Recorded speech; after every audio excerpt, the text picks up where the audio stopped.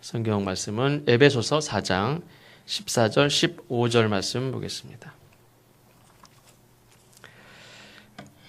에베소서 4장 14절 15절 같이 한 목소리로 봉독하겠습니다.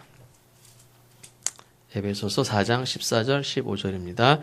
이는 우리가 이제부터 어린아이가 되지 아니하여 사람의 속임수와 간사한 유혹에 빠져 온갖 교훈의 풍조에 밀려 요동하지 않게 하려 함이라.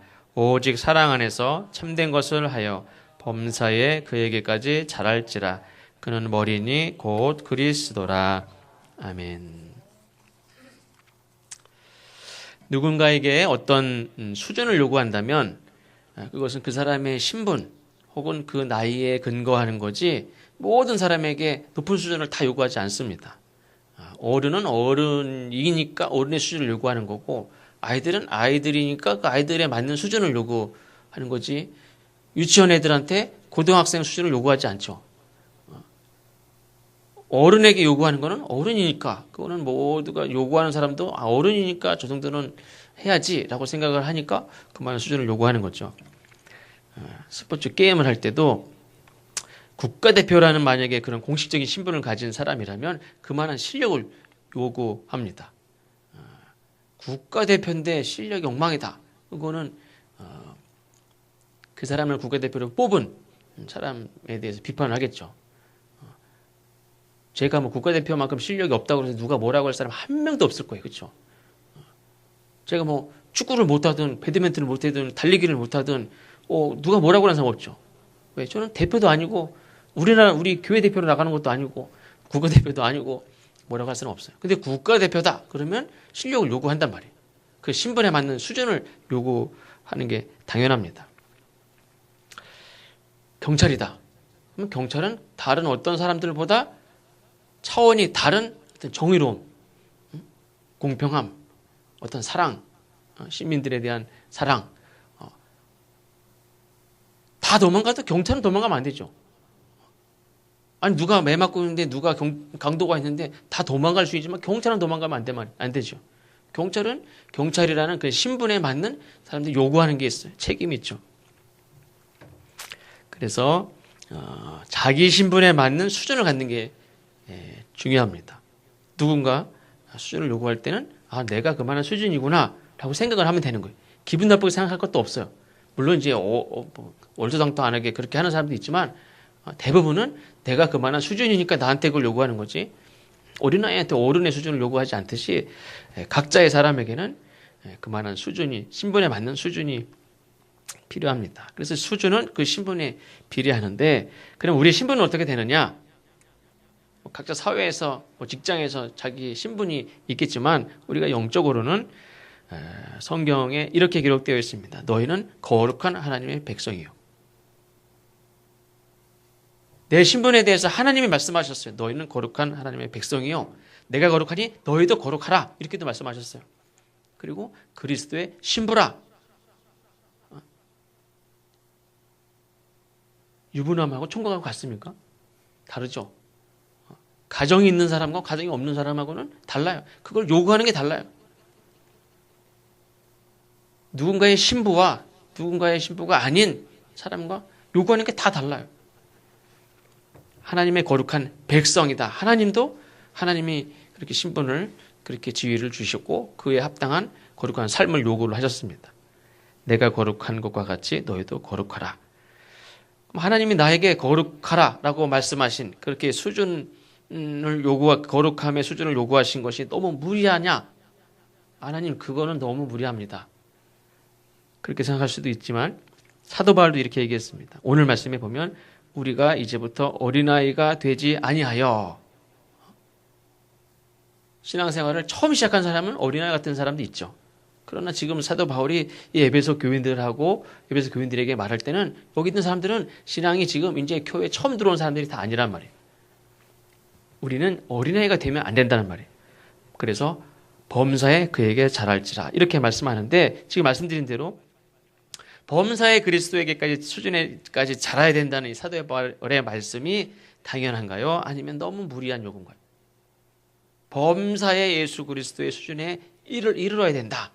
이 말씀이 도저히 이루어질 수 없는 얘기냐? 아니면 당연한 거냐? 당연하죠. 왜? 수준에 맞는 걸 요구하는 거지 그 이상도 요구하는 것도 아니에요, 사실은. 그래서 그리스도의 수준에 오늘부터 당장 맞추라는 것도 아니고 사실은 우리의 성장의 목표가 예수 그리스도에게까지 자라는 거죠. 근데 이거를 신학적으로 성화라 이렇게 얘기하죠. 이것은 우리가 우리의 신분과 우리의 의미, 우리의 가치를 분명히 알고 그 수준에 맞추는 거, 그 수준에 맞추도록 이렇게 달려가는 거, 성장해 가는 거, 자라가는 거, 그게 성화의 모습입니다. 그러면 그리스도에는 어떤 모습이냐, 어떤 존재냐? 성경 말씀에 갈라디아서 3장 26절, 27절에 보면 너희가 다 믿음으로 말미암아 그리스도 예수 안에서 하나님의 아들이 되었나니, 우리의 신분을 표현한 것 중에 하나가 하나님의 아들입니다. 하나님의 딸이죠. 하나님의 자녀입니다. 누구든지 그리스도와 합하기 위하여 세례를 받은 자는 그리스도로 옷 입었느니라. 그리스도로 옷을 입었다는 거예요. 그게 뭐냐? 군인들은 다 제복이 있습니다. 그 제복을 입음으로 인해서 자기의 신분, 자기의 정체성을 딱 드러냅니다. 그리고 그의 합당한 수준과 그 합당한 수준에 맞는 정신 상태에 그 합당한 말이 있고 그 합당한 능력이 있고 그의 합당한 태도가 있어요. 저는 공익을 나왔기 때문에 일반 육군이나 특전사나 해병대나 얘기할 수 있는 자격은 좀 안 되지만 사실은 안 갔다고 들은 사람이 더 잘 안다고 그렇게 얘기를 했습니다. 그래서 제가 다 잘 아는 건 아니지만 다 자부심이 있지만 제가 이렇게 보니까 육군은 또 육군 나름대로 자부심이 있어요.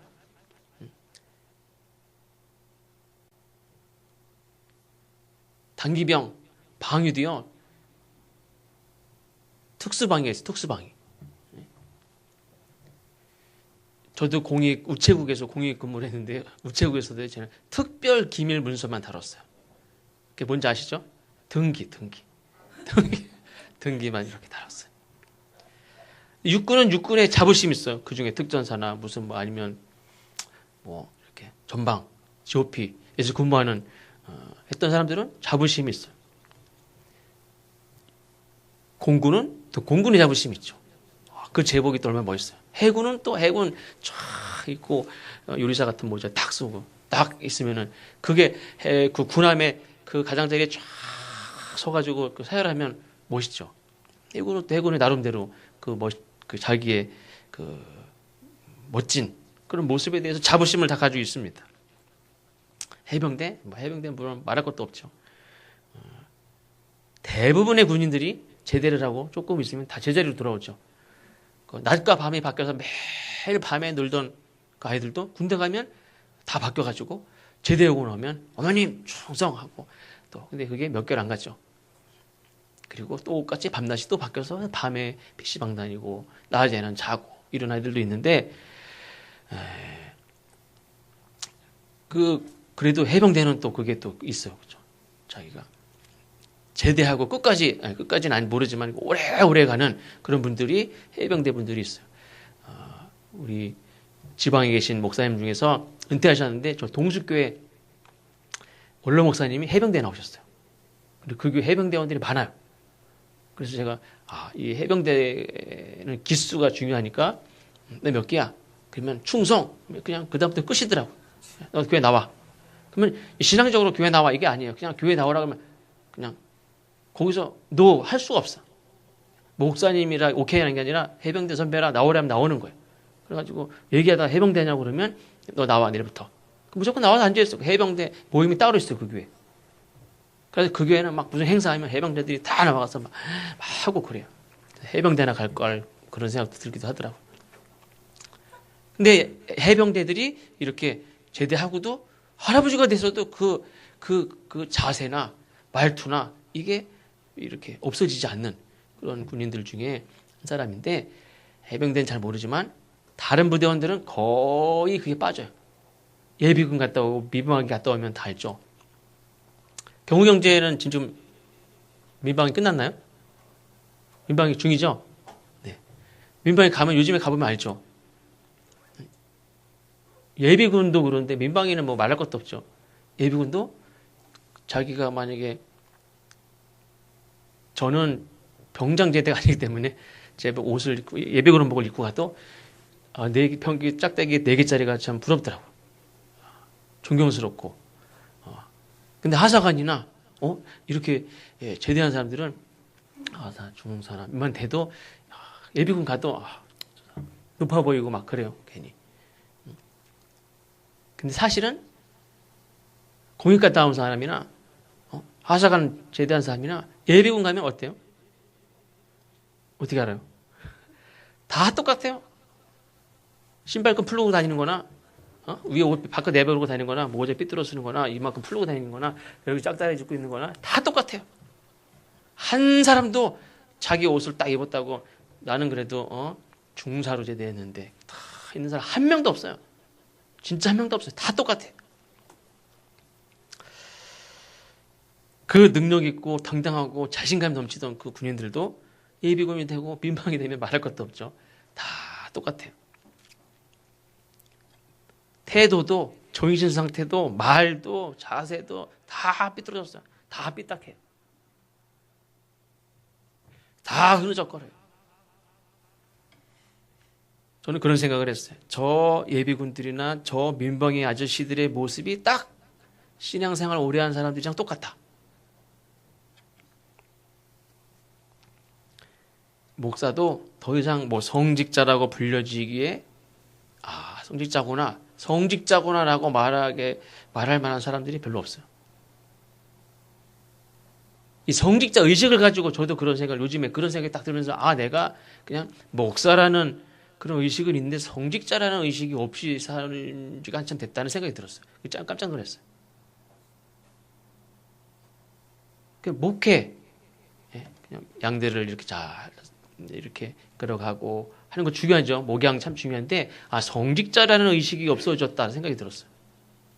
그러니까 세상 사람들도 그냥 목사님 그러지 참 거룩한 귀한 일을 감당하는 성직자구나라는 의식이 있겠습니까? 나도 없는데.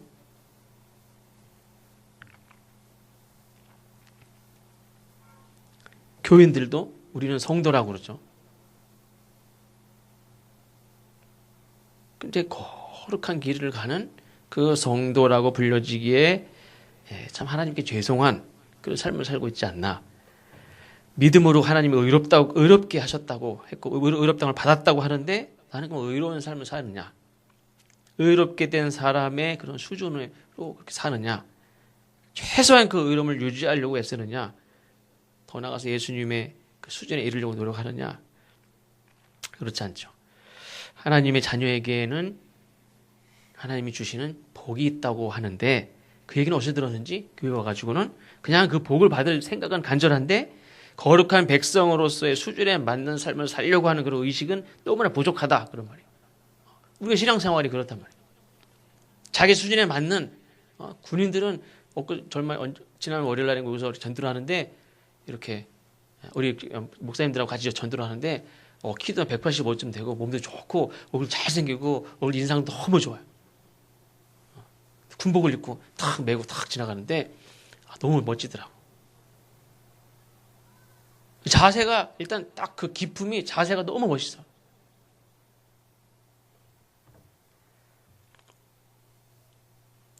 신앙생활 하는 사람들도 그 자세, 말하는 태도, 거기에 그게 나타난단 말이에요. 다 담겨 있어요. 군인은 군인으로, 경찰은 경찰에 그 멋있는 게 그 멋있는 경찰로서의 멋이 있는 그것이 거기 다 있단 말이에요.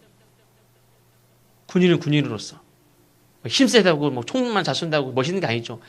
군인으로서 정말 멋있는 그 품이 거기에 다 있단 말이에요. 의사도 그래요. 의사도.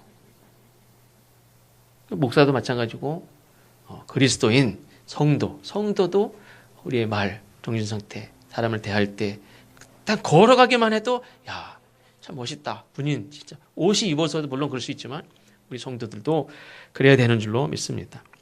제복을 입혀놨는데 그에 합당한 수준이 되지 못하면 그 옷은 의미가 없어요. 군복을 병장 군복을 아니면 마크를 보니까 거기 되게 군인들 말로 빡세게 저기 특전사랑은 특전사 막 근데 자세는 똑같아. 그 옷의 의미가 없는 거예요. 만약에 왕으로 세워가지고 왕의 옷을 입혀놨는데 말이나 행동이나 자세나 정신 상태가 전혀 안 어울려요. 그럼 그 옷이 부끄럽죠. 옷이 아까워요. 어떤 왕은 일선에 동사무소 9급 공무원보다도 못한 애국심을 가지고 왕이 돼가지고 왕의 옷을 입고 정치하는 사람도 있어요. 그리스도의 옷을 입은 그리스도의 옷을 입었어요.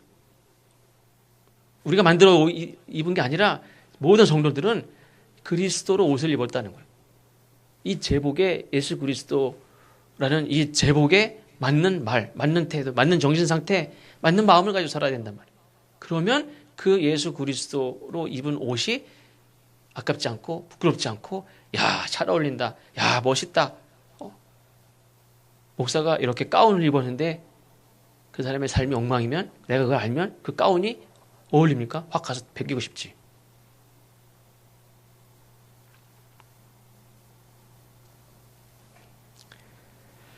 예수 그리스도의 옷을 입은 그리스도인 모든 면에서 예수 그리스도의 수준에 맞게 살아야 된다는 거예요. 어떤 의미에서는 목표가 될 수도 있죠. 근데 오늘 말씀에 보면 범사에 그에게까지 잘할지라 그랬어요. 범사에. 그냥 수준이 높아지라는 말만이 아니라 우리가 살아가는 삶의 모든 면에 있어서 모든 범사에 다 그리스도에게까지 잘해야 된다는 거예요.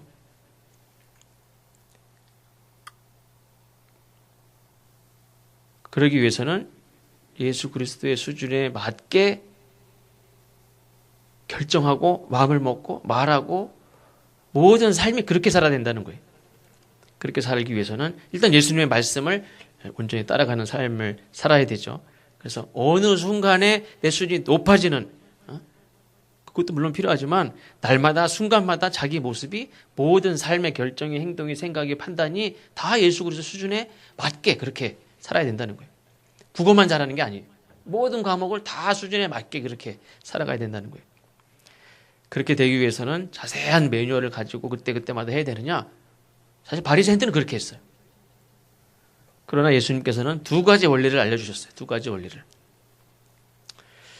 그것이 바로 가장 큰 게 뭡니까? 시험하려고 했지만 예수님이 두 가지를 말씀하면서 우리에게 범사의 그리스도에게까지 잘하도록 하시는 두 가지 알려주셨는데 이거는 꼭대기에 올라가라는 의미보다는 균형을 맞추라는 그런 균형을 잘 맞춰야 된다는 그런 의미로도 말씀을 주셨는데 그게 뭐냐면 하나님 사랑과 이웃 사랑이죠. 어느 한쪽으로 치우쳐도 안 된다는 거예요. 범사에 그것을 두 가지로 말씀하셨는데 하나는 하나님 사랑과 이웃 사랑. 십계명도 그렇죠. 하나님에 관련된 거, 우리 인간에 관련된 거. 배가 이렇게 한쪽으로만 이렇게 가는 배 없죠. 한쪽으로 일단 기울어지면 그건 넘어져요. 저희 지방의 그 목사님 중에서 큰 원양어선을 오랫동안 타고 기관사 했던 목사님이 계신데 그분한테 한번 얼마 전에 물어봤더니 세월호가 왜 넘어졌냐. 기관사 출신인데 원양어선 기관사 출신이니까 딱 보고 뭐 여러 가지 정보를 들으면 알잖아요. 물어봤더니 위에 많이 실은 거 다른 뭐 여러 가지도 있을 수 있지만 그 중에 하나 생각하는 게 그분이 생각하는 건 위에 많이 실으면 배 밑에 물을 채우잖아요. 그러면은 위에 실는 것만큼 밑에도 물을 많이 채워야 된다는 거예요. 그래야 이게 안 자빠진대. 근데 밑에 물을 무게에 따라서 물을 빼기도 하고 배 밑에다가 물을 채우기도 하고 뺐다가 채웠다가 그걸 맞추는데 밑에 물을 너무 적게 채웠다는 거예요.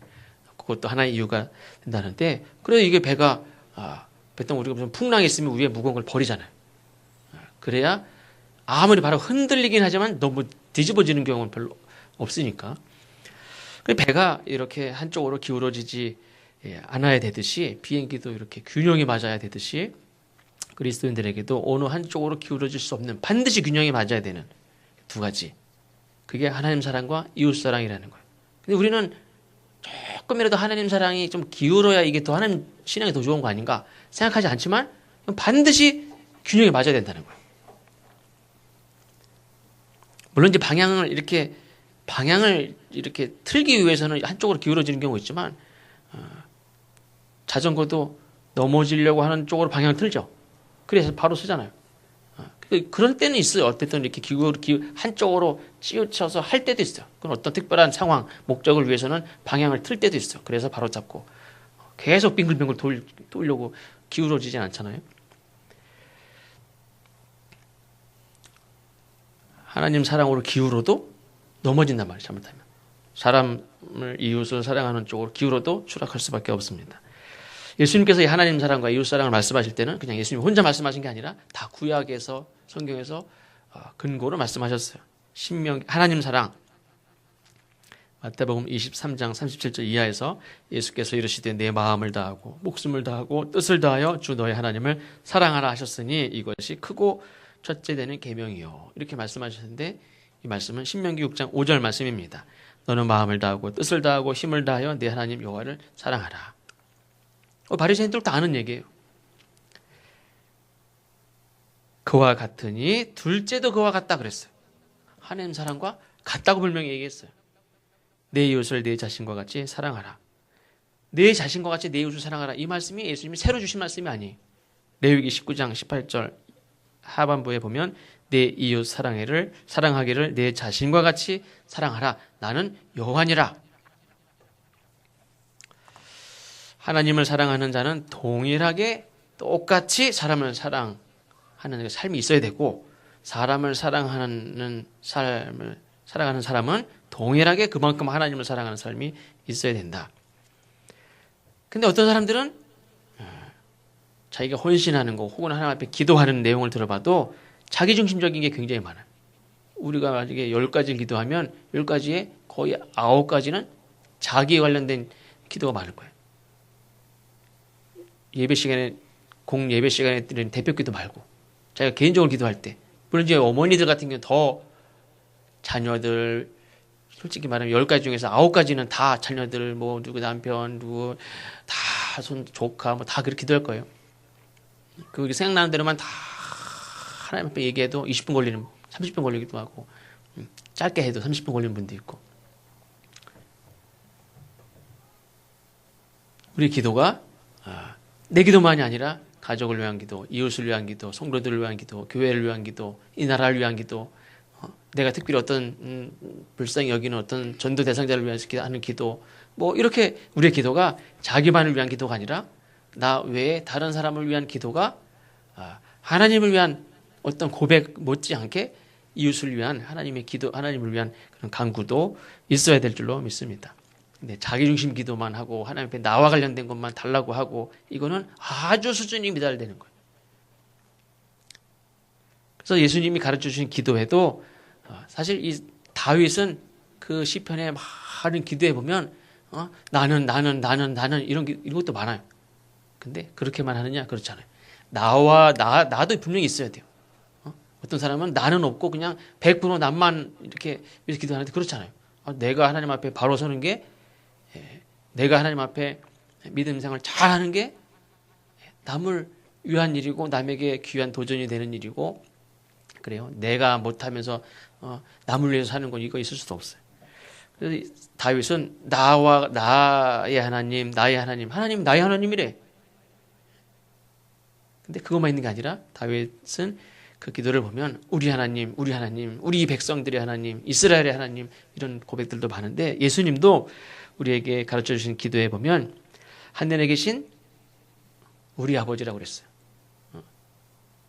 하늘에 계신 나의 아버지, 제자들이 세례 요한의 제자들은 기도를 배워가지고 저렇게 기도하는데 우리에게도 기도를 가르쳐 주십시오.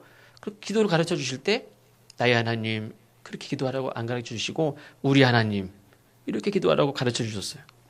우리 아버지요. 근데 의외로 믿음이 좋다는 사람들이 여전히 나의 하나님에 대해서는 강한 사람들이 많아요. 근데 우리 하나님에 대한 고백은 부족한 것이 많습니다. 나의 하나님은 우리 모두의 하나님이죠. 심지어는 내가 미워하는 저 사람의 하나님이기도 해요. 내가 미워하는, 내가 못마땅하게 생각하는, 내가 볼 땐 경건하지도 않아요. 사기성에 농후해. 근데 그 사람이 하나님이기도 하단 말이에요. 모든 사람을 위해서 돌아가셨죠, 예수님은. 모든 죄인들을 위해서 돌아가셨죠. 예수님의 기도에 보면 또 오늘날 우리에게 일용할 양식을 주옵시고, 따로 제가 더 배고파요, 하나만 더 주세요. 자기 것만 이렇게 요구하는 게 아니라 우리에게 일용할 양식을 달라고 그랬지 뭐 내 일용할 양식을 달라고 그렇게 기도하라고 안 가르쳐 주셨어요. 우리의 죄를 사하여 주옵시고 우리를 시험에 들지 않게 해달라고 기도하라고 그랬고,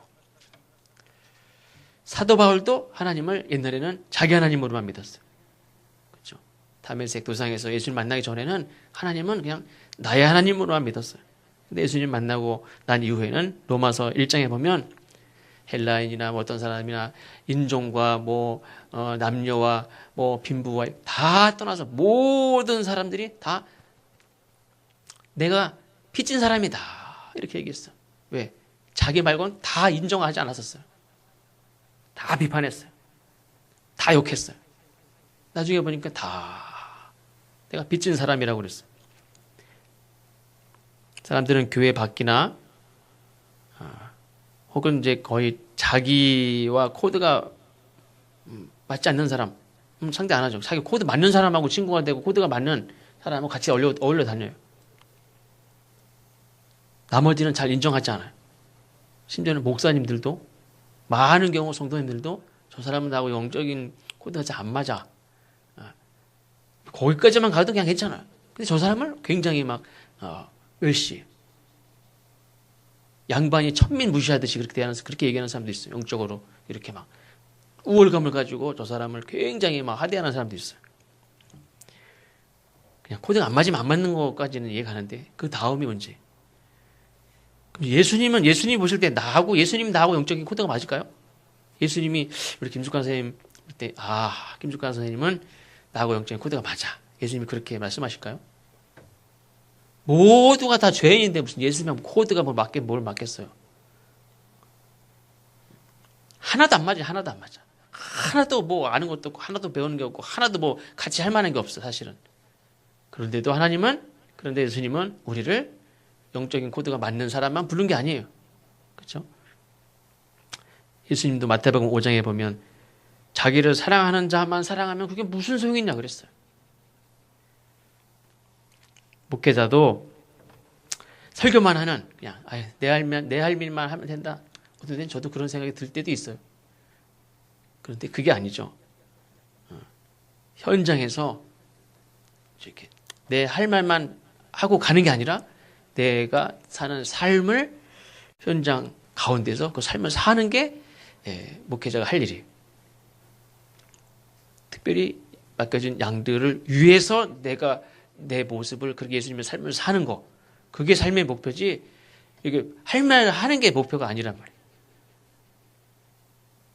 그래서 내가 예수님의 삶을 잘 사는 거, 그게 제일 중요한 일이죠. 가정도 마찬가지죠. 가정에 아내나 남편이나 모든 사람들이 다 예수님의 삶을 교회에서만이 아니라 가정에서 구체적으로 살고 가정에서 사는 게 사실은 그게 확장시키는 거예요.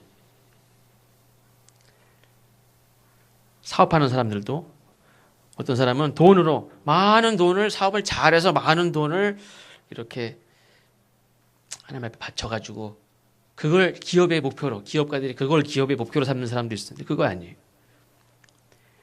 내가 사업을 성공하는 거, 내 사업이 주식의 상장이 되게 해서 가치가 높은 회사로 만드는 거, 큰 기업이 되게 하는 거, 그것이 하나님께 영광을 돌리는 거라 생각하는데 그거 아니에요. 기업은 그 기업을 운영하는 것 자체로 그 기업에 있는 모든 직원들과 또 그 기업에 근무하는 사람들의 가정 있죠. 그 사람들의 가정과 그 기업과 관계된 하청업자들, 또 그 기업과 직접적으로 관계를 맺는 소비자들, 이 모든 관계 속에서 예수 그리스도의 삶을 드러내는 게 기업의 목표예요. 그게 드러나지 않으면 기업이 커진다고 해서 그게 하나님의 영광이 되느냐? 그건 그 기업을 운영하는, 그거를 경영하는 경영자의 내게 이런 큰 기업을 주셨으니 하나님 영광이 된다고 그 사람들이 말하는 거지, 그 기업이 커진다고 해서 하나님께 영광이 돌리는 게 하나도 없어요, 사실은. 그건 착각이에요. 자기 기업을 키우기 위해서 그렇게 이렇게 스스로 생각하고 그렇게 이렇게 주문하듯이 그렇게 기도를 부탁하는 거지. 회사의 회장이 교회 다니는 장로님인데 만약에 그 회사가 더 큰 기업이 되었으면 그 기업이 하나님께 영광을 돌리는 겁니까? 그렇지 않아요. 직원들이 이 기업이 이렇게 큰 기업이 됐으니 회장님은 하나님께 영광을 돌리는 분이 되셨네요. 직원들이 100명이면 100명 중에 한 사람이라도 그런 얘기 하는 사람이 있어요? 어휴, 내가 그렇게 열심히 일해가지고 회사 키워놨더니 회장이라는 사람이 월급도 조금 주고 욕먹을 게 얼마나 많은데 직원들은 이렇게 대하고 내가 회사 이렇게 열심히 일했으면 내 가정에도 직접적으로 이렇게 이 회사가 정말 가족 공동체도 가족같이 잘 해주고 가족에게도 이렇게 그 이윤이 중소기업에도 가청에도 잘 가게 해주만 그 일하는 직원들의 가정에도 기업의 이윤이 잘 가도록 월급만 준다고 다가 아니라 실질적으로 모든 면에 있어서 가족들에게도 이렇게 이윤과 또 여가와 또 그 기업의 기쁨이 가족들에게도 다 미치도록 그렇게 기업을 해야 돼 사실은. 집에서 아버지 보기도 힘들고 그냥 저 기업이 저 회사가 우리 아버지 뺏어갔어. 그렇게 아이들이 느끼는 기업이 무슨 하나님께 영광을 돌리겠어.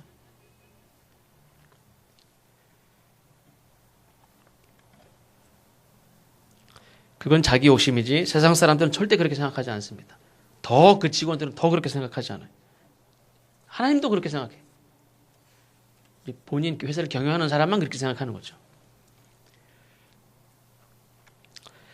로마 카톨릭의 그 카스트라토라는 그 이렇게 거기 카톨릭 성당 같은 데 보면 이 뒤쪽 2층에 이렇게 성가대가 있지 않습니까? 그래 이 소년 시절에 변성기가 오기 전에 이 미성을 가진 남자 아이들이 이렇게 성가를 해요. 그래서 변성기가 오면 변성기 때 그 목소리 아시죠? 남자들. 그러면 저희도 이제 집에서 가끔 밖에 돌아다니는 애들 어젯밤에도 이 고등학생들인지 중학생들인지 그냥 밖에서 밤새 떠들고 성질나가지고 저것도 세이가 고등학생이라 참는다 내가 그러세요. 뭐라고 조용하라고 그러려다가 우리 아들도 뭐 다 어디 가서 신나면 또 저러고 떠들고 다니겠지. 뭐 그래서 그냥 놔뒀는데 변성기 때 목소리가 아니라 미성의 목소리. 이 목소리를 가진 아이들을 모아서 성가를 했어요. 그게 최고의 아름다운 목소리라고 성가라고 생각을 했어요. 이 아이들이 정말 좋은 목소리를 가지고 실력이 좋은 성가를 하고 있는데 얘네들이 내년에 좀 보니까 목소리가 변하고 있어. 정말 듣기 싫어. 이런 일들이 계속 있으니까 어떻게 하냐면 그 아이들을 다 거세를 했어요.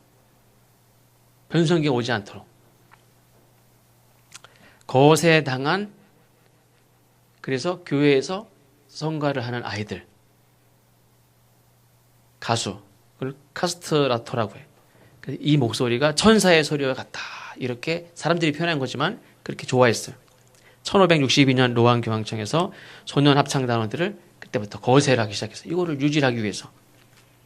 거세라는 거는 우리가 알듯이 왕이 자기가 건네진 여자들이 많잖아요. 이 여자들을 한 명도 건드리지 못하게 왕에서 근무하는 이 직원들이 신하들이 자기 여자들 건드리지 못하게 아예 그냥 남성을 지워버리는 그런 내시들을 우리가 연상을 하죠. 이런 일들이 교회에서 일어났단 말이에요. 이게 1903년 교황 비오 10세가 이걸 그때 딱 금지를 시켰다고 그래요. 거의 340년 동안 이 일들이 이루어졌대요.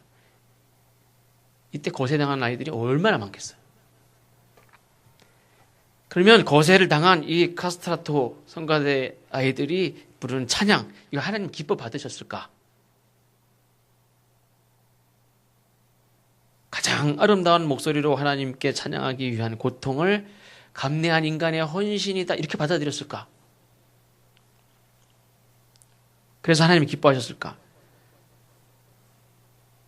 만약에 세상 사람들이 이걸 다 알면요, 야 하나님은 참 변태 같은 이 거세당한 아이들의 그 목소리에 그 미성에 집착하는 분인가? 야, 무슨 저런 신이 다 있냐. 그럴 거예요.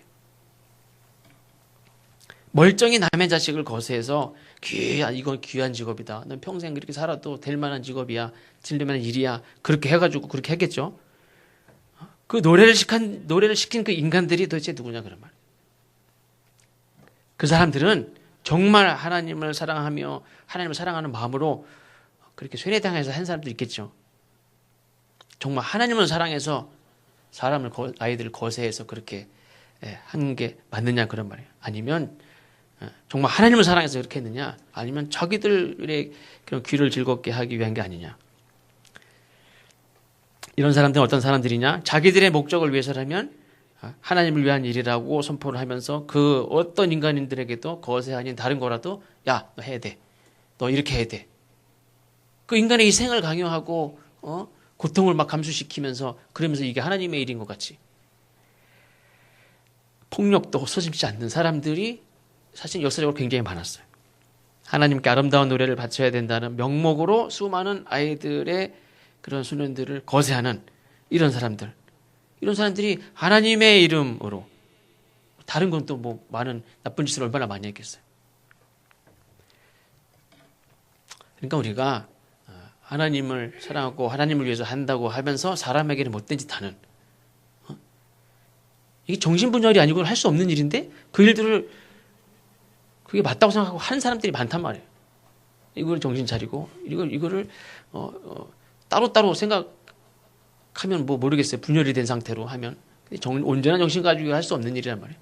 하나님을 사랑하는 만큼 이 아이를 사랑하고 이 아이를 인격을 존중하고 돌보고 해도 시원찮은 판인데 하나님을 위한다고 사람을 희생시키고 고통을 감수시키고 자기들이 하는 것도 아니지 않습니까? 미국의 요즘에는 미국의 3대 버거로 알려진 인앤아웃 햄버거라는 햄버거가 있습니다. 전통은 오래됐지만 이게 요즘에 많이 알려져서 무슨 가수들도 가면 거기 가서 하나 먹어보고 와인샷 찍고 막 그래서 아까 화진 선생님한테 물어봤어요. 우리나라에 들어왔냐? 그랬더니 유명해서 들어왔을 것 같긴 한데 아직은 잘 모르겠대요. 저한테 들어만 봤지 막 누구 어렸을 때는 무슨 연예인들 가서 먹었다고 햄버거 들고 먹었다고 인증샷 찍고 그래서 그렇게 유명한가? 그리고 제가 이렇게 글을 보니까 물론 이제 최근에 이렇게 유명해진 햄버거인데 이 햄버거에서는 이 회사에서는 이렇게 가장 중요하게 생각하는 게 가장 신선하고 질 좋은 음식, 친절한 서비스, 깨끗한 환경 이런 이제 비즈니스 철학을 가지고 거의 50년 동안 이렇게 해왔는데 그런 일반 그런 큰 햄버거 회사들하고는 경쟁이 안 됐었죠, 사실은. 그런데 이 회사가 최근에 이렇게 인정을 받는 회사가 됐는데 이 회사는 이직률이 가장 낮은 회사로 그렇게 알려졌다고 합니다.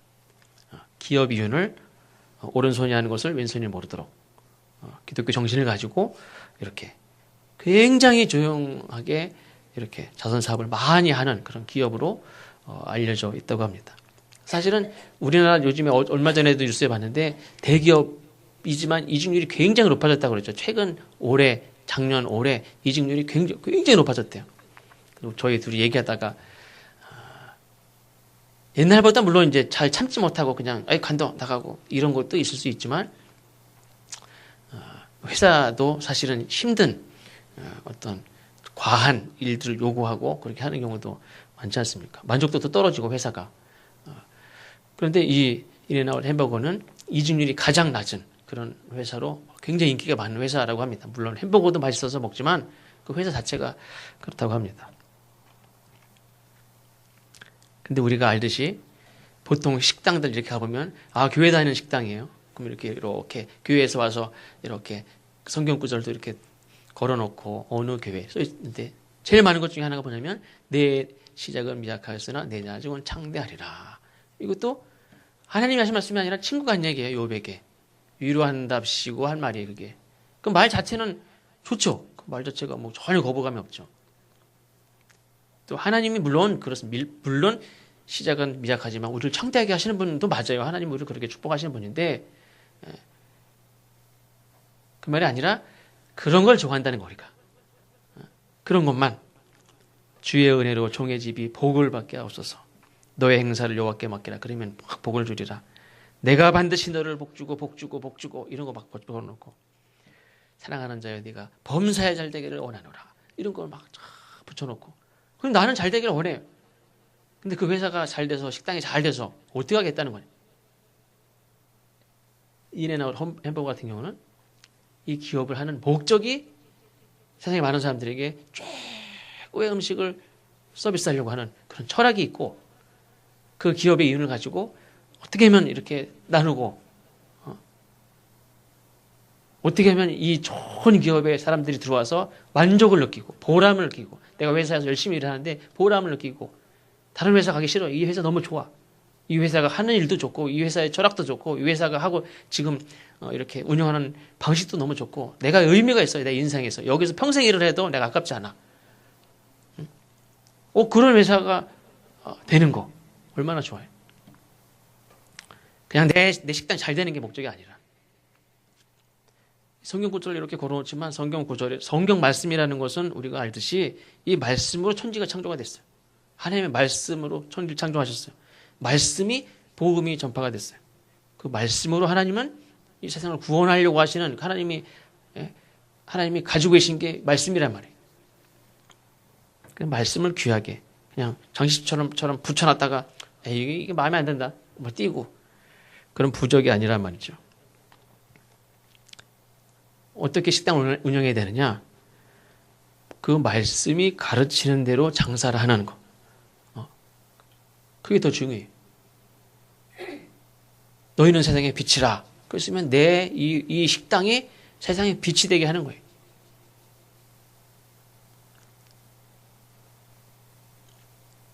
내 식당이 잘 되면 잘 될수록 이 세상의 어둠이 막 더 밝아.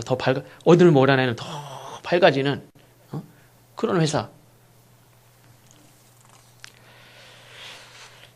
신부는 수준을 요구한다고 그랬습니다.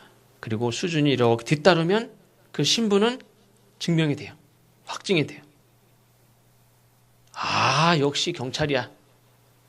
제복을 입었는데 경찰인 거 모르나? 그렇잖아요. 그 수준에 맞는 행동을 할 때 역시 경찰이야. 군인이 군인답게 행동을 할 때 역시 군인이야. 뭐 신분증이 있는데 원래 군인인데 뭐 그게 아니라 그에 합당한 일을 하면 그 삶을 살면 역시 군인이야. 역시 엄마야.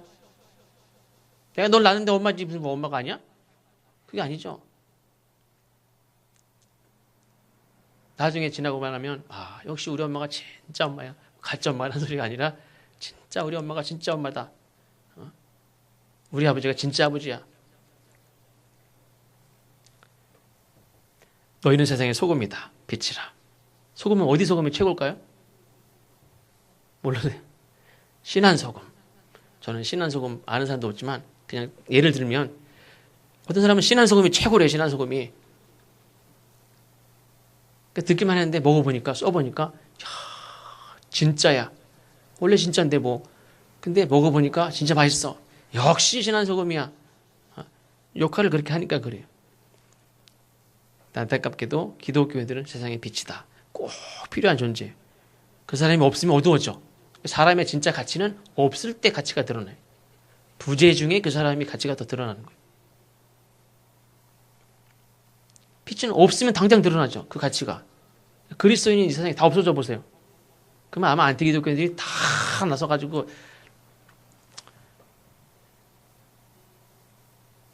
예전에는 독립운동할 때 우리가 일제시대 때는 1%도 안 되는 기독교인들이 나라의 불을 막 밝혀 세상을 막 움직였어요.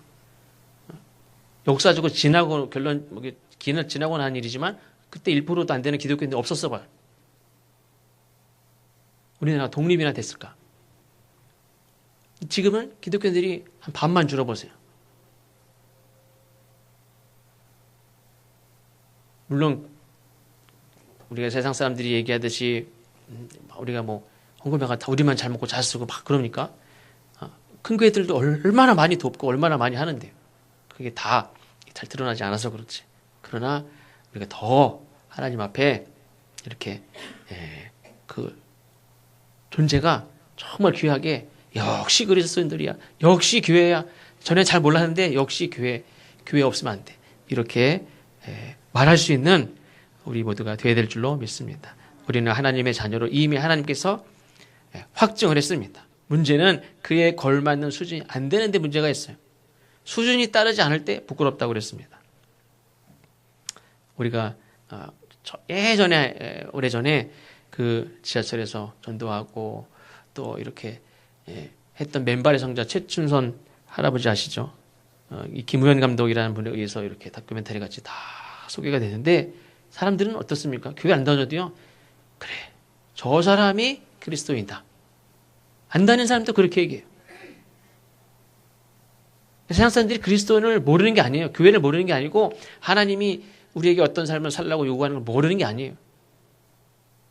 근데 진짜 그리스도인, 정말 하나님도 요구하시고 우리도 가져야 될 그 수준에 이르려고 노력조차도 않는 수준에 이르지 못하는 사람들이 많기 때문에 사람들이 우리를 비판하기도 하고 교회를 비판하기도 하고 그러는 거예요. 사람들은 교회를 안 다녀도 그 최춘선 할아버지 맨발의 성자라고 불러요. 교회 안 다니는 사람들이요, 그 사람을 맨발의 성자라고 부르는데 거리낌이 없어요. 야, 저 사람이 진짜 교인이다. 저 사람이 교회 어디 다니는지 모르지만 정말 저분이 진짜 그리스도이다. 교회 안 다니도 그렇게 얘기해요, 사람들이. 요한복음 14장 21절에도 나의 계명을 지키는 자라야 나를 사랑하는 자니 나를 사랑하는 자는 내 아버지께 사랑을 받을 것이요 나도 그를 사랑하여 그에게 나를 나타내리라. 우리가 그냥 어디 옛날에 그 무슨 생각이 안 나는데 발가락이 닮았다. 그런 단편 그 짤막한 글 있죠. 왜 발가락이 닮았다고 그랬죠? 아무리 찾아도 닮은 데가 없어요. 그러니까 발가락이 닮았다. 우리가 예수를 그런 식으로 믿으면 안 된다는 거예요. 모든 면에서 범사에 그에게 자라서 똑 닮았네. 말하는 것은 똑 닮았네. 제가 지난번 장모님이 돌아가셨을 때 이렇게 내려갔다 우리 목사님이랑 같이 이렇게 산소에 갔다 왔는데 그때 우리 처남 아들이 홍기인데 홍기가요. 처남댁이 최홍기인데 그 아들이 원혁인데요. 그 원혁이가 지금 5살인데 처남 5살 사진이 있거든요. 똑같아요. 보여주고 싶은데 진짜 똑같아요. 우리는 별로 안 비슷한데 똑같다고 이런 사람도 있어. 근데 똑같아요. 말하는 것도 똑같아. 말하는 것도 아주 성격도 똑같겠죠. 기질도 똑같겠죠. 습관도 똑같고 하는 짓이 옛날 5살 때랑 다 막 그렇게 막 그 초남 아들을 처음 본 할머니도 와 진짜 똑같네. 그때 똑같네 막 다 그래요. 예수 믿는 사람들이 정말 닮은 데가 없으니까 발가락이라도 닮았다고 우기는 그런 신앙생활이 아니라 정말 야 어떻게 말하는 것도 그냥 예수님하고 똑같네. 아유 웃는 것도 똑같네. 그냥 그게 다 우리가 예수님을 닮는다는 거는 그냥 발가락 닮듯이 닮는 게 아니라 온전히 닮는 우리 모두가 되시기를 주의 이름으로 축원합니다. 같이 기도하겠습니다. 하나님 우리가 사실은